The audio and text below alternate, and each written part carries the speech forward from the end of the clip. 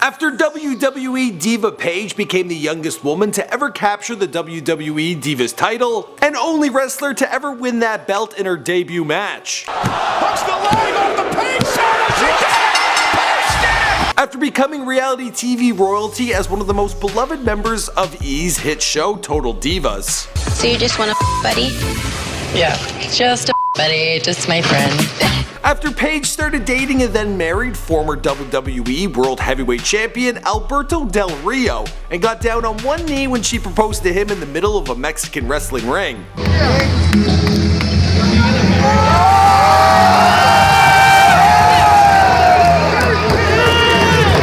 WWE Diva star Paige started wrestling professionally at the age of 13 in the UK, and by the 18 was signed to the biggest wrestling stage of them all, the WWE. Paige brought her raw talent, sex appeal, and attitude, becoming an idol to girls and women the world over. The Glampire had multiple title runs, she became a reality TV star, but there was a downside to all the fame and the physical impact wrestling would have on her body. Paige began to struggle with a serious neck injury, and there were multiple violations of WWE's wellness drug testing program. She then entered into a controversial relationship with an already married and formerly employed WWE superstar. Questions about Paige's sobriety and sanity came rushing to the forefront. Taking some time off to deal with her injury, it wasn't long after when photos of Paige looking extremely thin and possibly strung out surfaced online. Things only got worse when multiple sex tapes leaked online by an anonymous hacker, including a video of Paige getting it on with WWE superstars Xavier Woods and Brad Maddox. Also, a World Championship belt. Nice. While her sex tapes and extended absence from the ring may signal the end of Paige's professional wrestling career, her love life seemingly couldn't be better, having just married former WWE World Heavyweight Champion Alberto Del Rio at the time of this recording. Congratulations. Wait, hold on.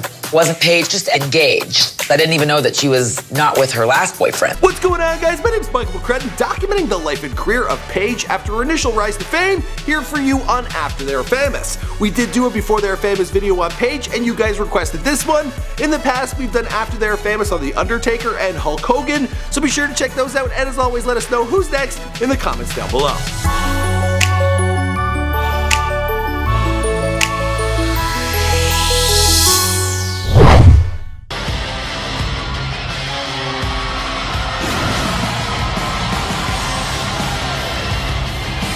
Paige was born Saraya-Jade Bevis on August 17, 1992 in Norwich, England. Her mother Julia Hammer Bevis was also a pro wrestler who didn't know at the time, but had a match while she was 7 months pregnant with Paige. Her father Ian Bevis, also a professional wrestler, started independent wrestling federations all over the UK, often wrestling alongside his wife, daughter, and 2 sons. For more on her rise to fame, be sure to check out our Before They're Famous video, a link is down below. And for those of you who have already watched it, I'm really sorry when I said NXT was next.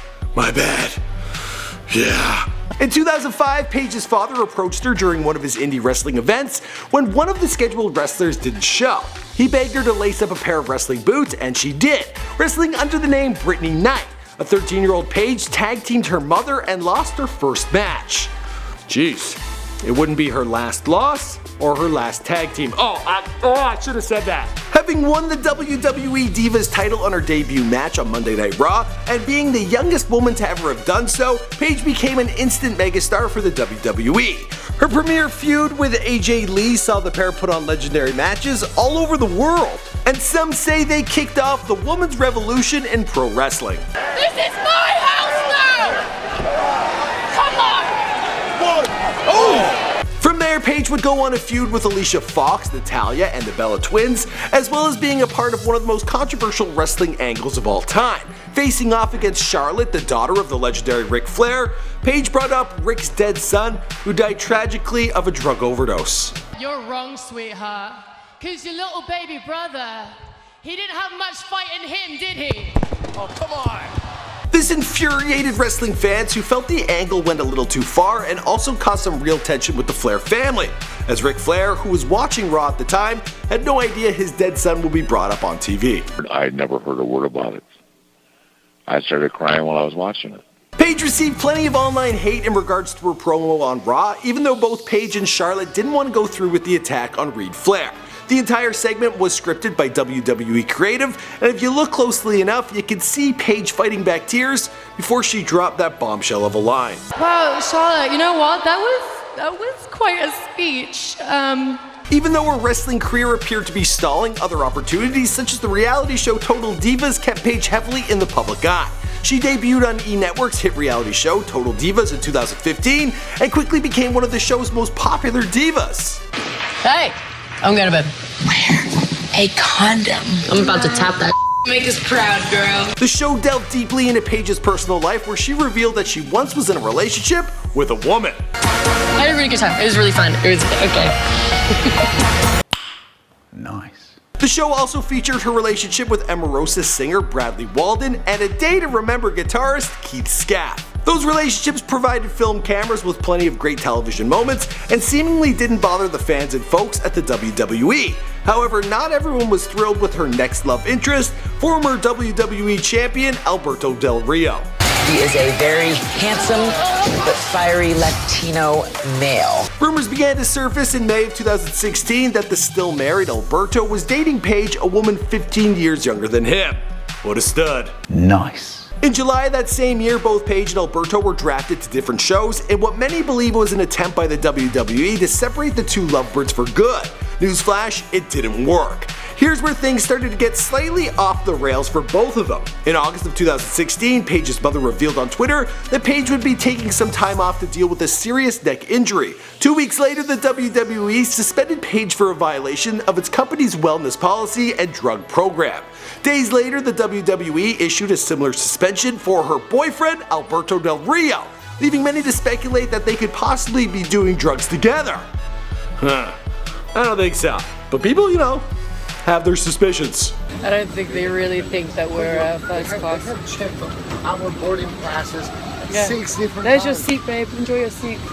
A disgruntled Alberto asked for and was granted release by the WWE in August of 2016. The Lovebirds were then spotted at indie wrestling events together all over the world until word broke out in October that Paige had failed the wellness policy for a second time. Not a good look. Okay, I can smell it. Ugh.